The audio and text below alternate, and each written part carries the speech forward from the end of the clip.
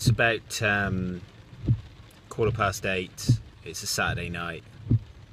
There are revellers walking around past the car. Some poor woman has just been shoveled into a taxi, hanging off of 2 doormen, while her friend looks quite stressed. Actually, this feels like I'm in a hip-hop video. I'm in a very large car. It's raining outside. You remember Cry Me a River? Yeah, it's a little bit like that. But this is essentially my professional working life, outside of writing and doing silly blogs and vlogs. Got the Thunderbirds for company though. Look, there you go. Thunderbird 1. Yeah.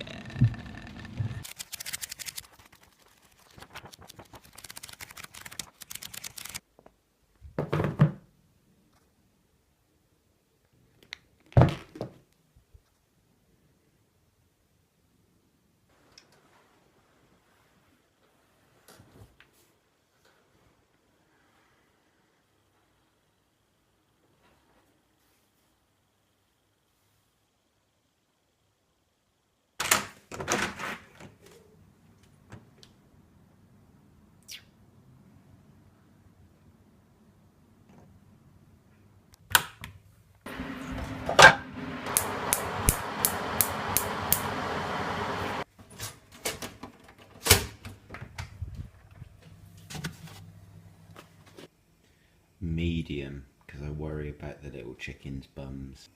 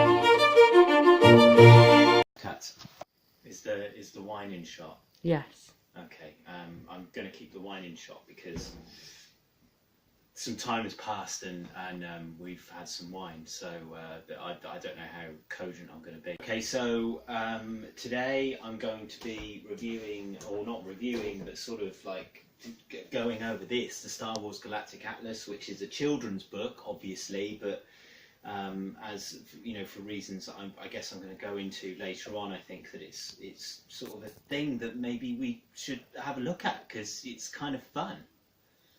Okay, so what was it that prompted you to start reading this book then? It was given to me as a present at Christmas, and forgive me, Auntie Corinne and my sister Lucy, but I can't remember which one of you gave me this book, but it was very gratefully received, obviously, and just because I think that they thought that I would find it fun, because I quite like a bit of Star Wars and a bit of science fiction, and I think that they thought that I would enjoy it, and I have. It's an enjoyable book. It does go back to a tradition or a tradition. I always talk about tradition. I hate tradition, but it does go back to an interest of mine of having art books, and everyone's got art books, but my art books don't have black and white pictures of women's bums in them. They tend to have pictures of spaceships. So this one here, Chris Foss, who was a big artist who was involved in Alien and various science fiction projects in the 70s and 80s, and he does these kind of books, pictures of like starships and stuff, and as a kid I used to just really pore over these pictures and really enjoy it, just because it just sets your imagination going, and I really enjoy that. And I also have things like this. This is called All Aboard, and it's all artwork from railroad pictures in the United States. So you've got these wonderfully kind of deco images here with like big technology heading out to the future. There's a dream contained within these books, but also it extends. So there's another one of those kind of the alien world. This is a really interesting book, by the way, because it just takes a load of artwork from books, from book covers, and attempts to string it together into a universe, a narrative. So in a sense, this is like a science fiction novel in a sense. And then right to the really geeky stuff. So I bought this, I think, when I was 12, and it's the technical manual for the USS Enterprise. I mean, like, we're talking like top levels of geek here. How the transporters work, and look at this. This is how the Bussard ram scoop fuel replenishment system works on the warp drive. I mean, that's the kind of thing that I used to find really interesting. So moving on. Finally, this is a skateboard book, and it's all the artwork. I worked in a skate shop for a couple of years, and although I'm not a skateboarder, I'm a rollerblader. The artwork that you get on some of these boards, this sort of exploitation kind of art here, is actually a really wonderful thing. And in many ways, I really wanted to have just a load of boards to stick on my wall, but I sort of didn't do that because I'm not a skateboarder, and I thought that would be pretentious. So I guess, moving on. Okay, so I know that you're a big fan of sci-fi, but isn't this book just for children? Yeah, it is. And I think the main... yeah, you're right. It is for children, and the how I've read it is I've actually read it, which I suspect as a child you wouldn't. You just pore over the images and you maybe pore over some of the captions. But the way it's written is that it's very clearly as a support for the series. So in particular, Star Wars Rebels, which is the animated series, and the series which came before that, which the name I can't remember.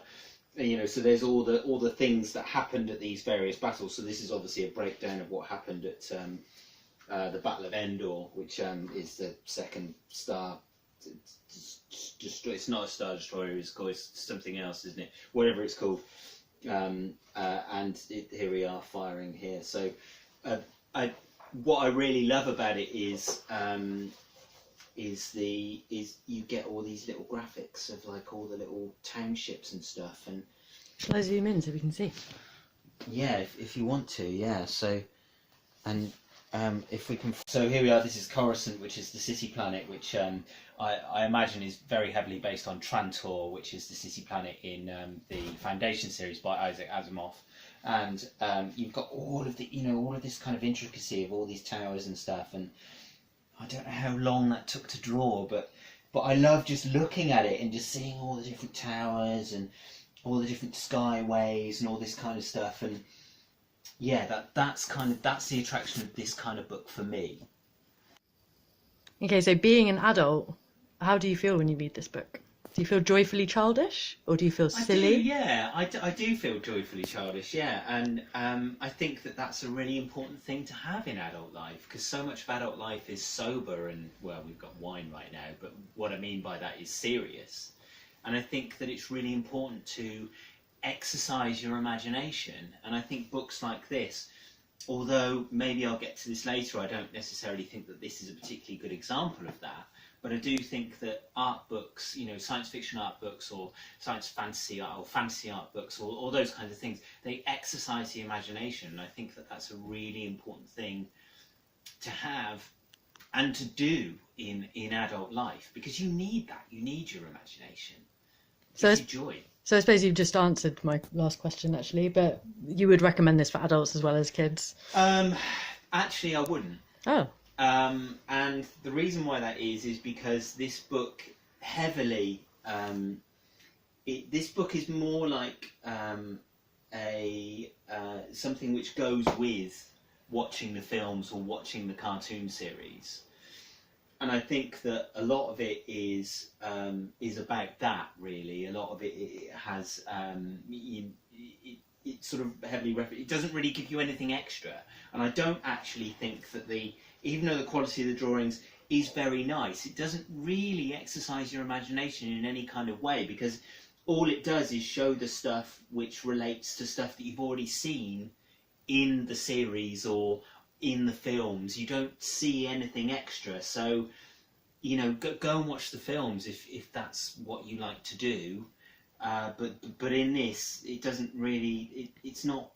It just sort of walks you through how Star Wars works and all of the lore, but it doesn't really give you any room to think about it, to sort of fantasize about it in the way that maybe this kind of book does. You see these images here, like you've got some kind of alien grey and a leopard here, and then like two humanoids and say, I don't know, maybe like a Neolithic human here, maybe, or something like that, and you think, oh, what's that about? There's all these different ages of humankind, maybe, and then a leopard for no reason at all. maybe there's something interesting going on, and there's a tower in the background. You think, oh, what's the tower? And it gets your imagination thinking. And there's a giant toad. That's not one of my favourite. Yeah, what images. is that? I have no idea. But these kinds of images get you thinking. They make narratives in your head, which is actually what good art does for me. Is it creates a narrative in my head, which I think is kind of interesting. This does not. This fills in all the blanks. This is very definitely for children. I'm sure there are other art books out there under this particular franchise, because let's remember this is a multi-billion-dollar franchise now. I'm sure there are other books under this franchise which are a little bit better, but this is definitely a children's book, so I don't recommend it to adults, but I do recommend it to children, and it is kind of fun. Cool.